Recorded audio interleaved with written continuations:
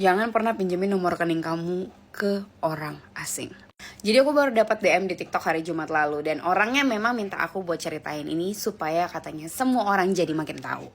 Aku juga udah ceritain ini di grup dan kita jadi kayak, oh that makes sense. Kenapa kalau kita misalnya nge-track duit-duit yang selama ini ditransferin ke scammer, itu kadang ada yang pakai nomor rekening orang Indonesia dan perempuan. Jadi ceritanya ada seorang perempuan match sama anak muda dari China. Ini memang dia cerita kayak gitu ya. Jadi aku tidak ada berusaha untuk menyinggung apapun, suku apapun atau negara apapun. Tapi inilah cerita yang ada, yang masuk ke DM aku. Aku disclaimer dulu.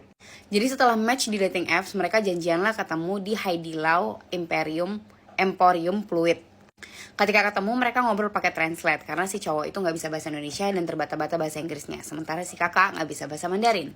Pas lagi ketemu si cowok ini barengan sama 3 orang lagi teman-temannya yang masih muda-muda, dan dia itu kalau nggak salah ngakunya mereka tinggal di apartemen Laguna.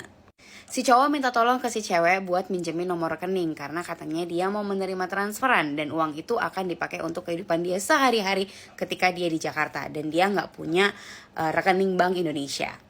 Si kakak ya udah mungkin mikirnya ya berapalah gitu kan duit transferannya, ya udah dia dengan senang hatilah meminjamkan. Tapi ternyata ketika uang itu masuk nominalnya 120 juta rupiah. Si cowok juga bilang duitnya tolong ditarik tunai kemudian dikasih secara cash ke dia. Si kakaknya tentu takut dong dan dia tuh nanya ke aku kayak aku harus gimana. Karena menurut cerita si cowok ini duit bahasanya dia ya, bukan uang hitam.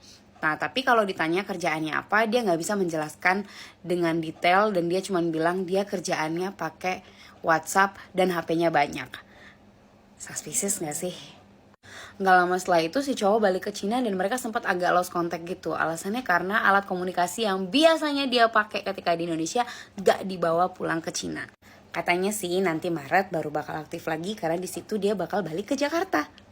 Si cowok juga bilang dia mau ngasih sekitar 30 juta per bulan kalau si cewek ini mau untuk terus-menerus dipinjemin nomor rekeningnya.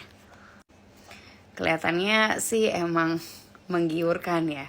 Tapi kalau aku menurut pribadi ini bisa banget dijadiin sebagai tempat nadah uang sih. Jadi kalau seandainya kalau memang ini adalah uang dari aktivitas kriminal dan kemudian dilacak oleh polisi, dianya sih susah dicari ya. Tapi siapapun yang meminjamkan rekening pasti ada kemungkinan untuk dianggap sebagai kaki tangan sindikat mereka. Itu sih kalau menurut aku. Tapi balik lagi itu cuma pendapat aku. Mungkin teman-teman ada yang lebih tahu, mungkin boleh bantu tulis di komentar. Dan seperti biasa tetap hati-hati dan semangat.